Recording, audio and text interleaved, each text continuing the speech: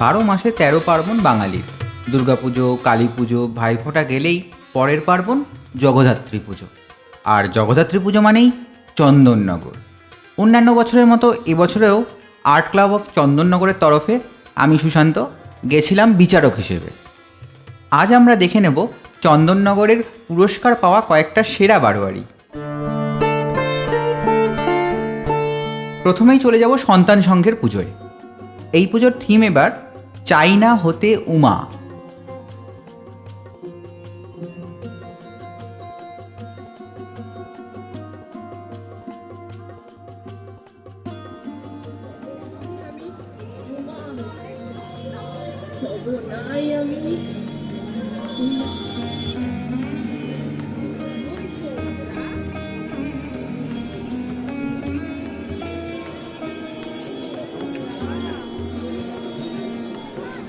মণ্ডপের ভেতর ঢুকলেই যেন এক অদ্ভুত অনুভূতি হয়। আমরা মায়ের পুজো করি ঠিকই, কিন্তু সত্যি কি আমরা সব উমাকে মায়ের জায়গায় রাখতে পারি? এরা এই ধারণাটিকে খুব দুর্দান্তভাবে ফুটিয়ে তুলেছে। মণ্ডপ সজ্জায় তৃতীয় স্থান পেয়েছে এটি।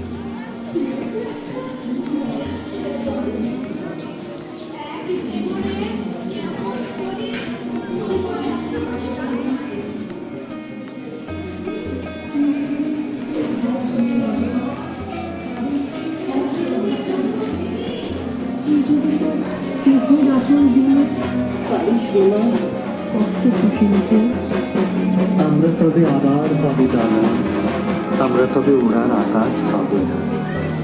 দু হাত থেকে শেকড় খুলে ফেলে একদিন ঠিক কোথাও উড়ে যাবো। কেমন হবে? কেমন হতেই পারে, সবাই যদি যায় আমাদের অন্ধকারের কষ্ট।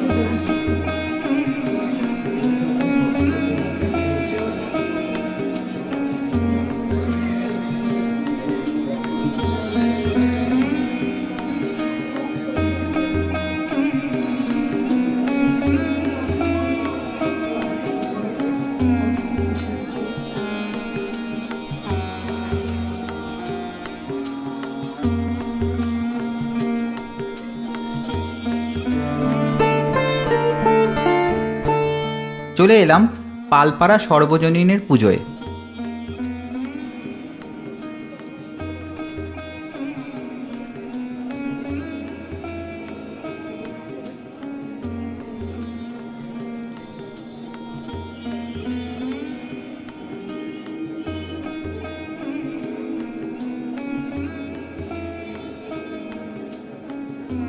মুখশ্রীতে তৃতীয় স্থান পেয়েছে এই পুজো। মায়ের মুখ দেখে চোখ ফেরানো যায় না, কেমন যেন একটা অজানা শান্তি অনুভব করা যায়।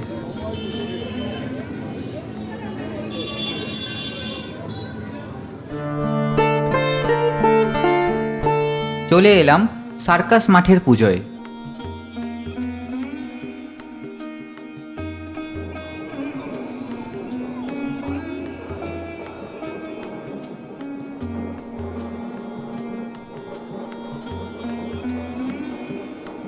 কালার্ড গ্লাস স্টাইলে তৈরি প্যান্ডেল, চারিদিকে লাল, নীল, হলুদ, সবুজ, কত যে রং, ঠিক যেন রামধনু থেকে নিয়ে আসা। মণ্ডপ সজ্জায় দ্বিতীয় হয়েছে এটি।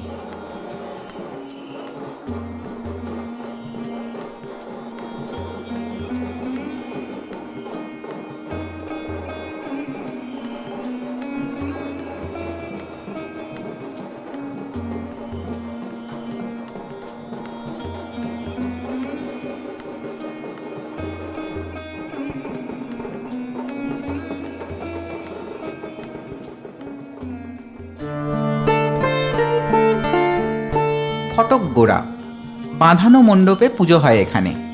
দুধ সাদা মণ্ডপ, চোখ ধাঁধানো প্রতিমা।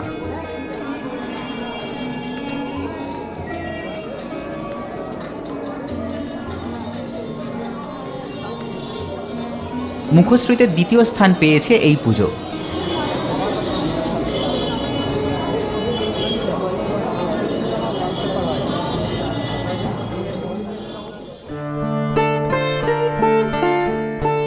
খলিশানি ৭৫তম বর্ষের পুজো।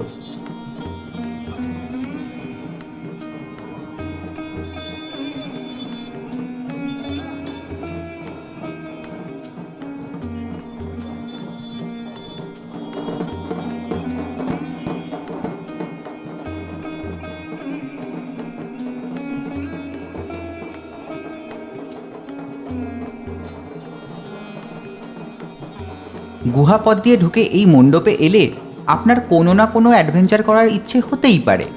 কাগজ দিয়েও এমন গা ছমছমে মণ্ডপ বানানো যায়, সেটা না দেখলে ঠিক বুঝতে পারতাম না। এদের এবারের থিম মানুষের অত্যাচারে পাহাড় কাঁদছে। খলিশানি এই বছর মণ্ডপ সজ্জায় প্রথম স্থানের অধিকারী।